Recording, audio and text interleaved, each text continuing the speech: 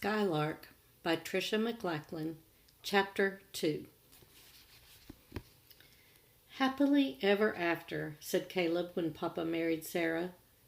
Now we'll live happily ever after. That's what the stories say. Caleb said that all through the summer and the fall when the prairie grasses turned yellow, and through the first winter Sarah and Papa were married. He said it all winter long when the wind blew around the corners of the house and ice sat slick on the windows. He said it when he fell through the ice on the slough and had to sit in a tub of warm water, his teeth chattering.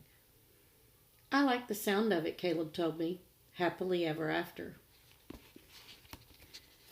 The days grew hotter, the sun beating down on us. We stayed inside as much as we could. Even Nick and Lottie stayed inside, stretched out on the wood floor to keep cool.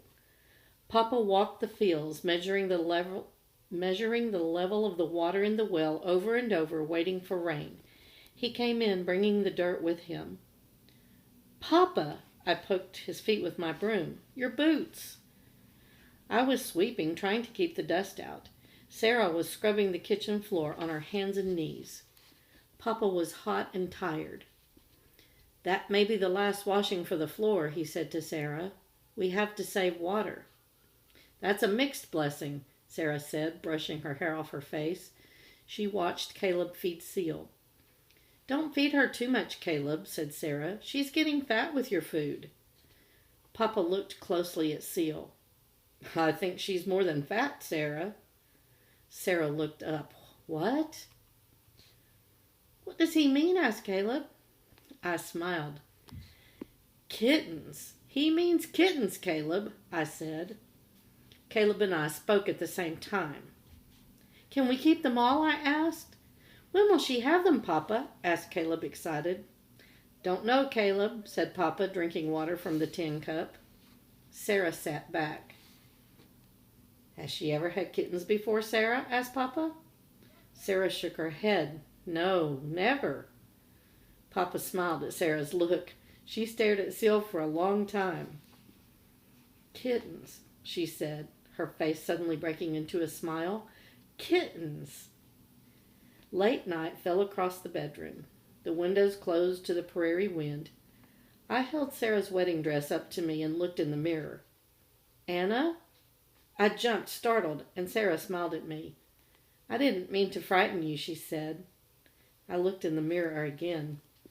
Someday I'll marry and move to my husband's land. That's what Papa says. Oh, he does he? Said Sarah. That's what you did, Sarah. You came from Maine to marry Papa, I told her. Sarah was silent for a moment. She sat on the bed. Yes, she said slowly. I guess I did. You fell in love with us, said Caleb in the doorway.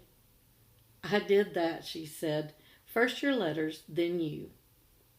Did you fall in love with Papa's letters before you knew him? Asked Caleb. I sat on the bed and watched Sarah's face as she remembered. Yes, I loved your Papa's letters, said Sarah softly. I loved what was between the lines most. What was between the lines? Caleb asked. Sarah looked at me when she answered. His life, she said simply. That's what was between the lines. Papa's not always good with words, I said. Sometimes yes, said Sarah, laughing. But when I read your Papa's letters, I could see this farm and the animals and the sky and you. Sometimes what people choose to write down on paper is more important than what they say. Caleb didn't know what Sarah meant, but I knew. I wrote in my journal every night. And when I read what I had written, I could see myself there, clearer than when I looked in the mirror. I could see all of us. Papa, who couldn't always say the things he felt. Caleb, who said everything. And Sarah, who didn't know that she had changed us all.